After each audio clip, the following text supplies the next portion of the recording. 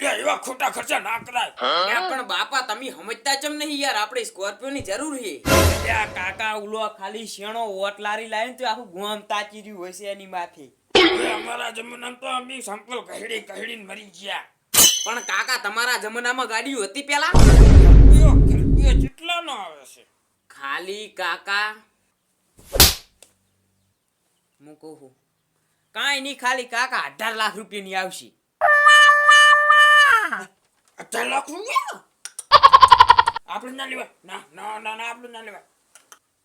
કાકા એટલે પંચા કાકા વાળી 18 લાખ રૂપિયા નહીં તો ખીચડ કાઢીને મારી દો.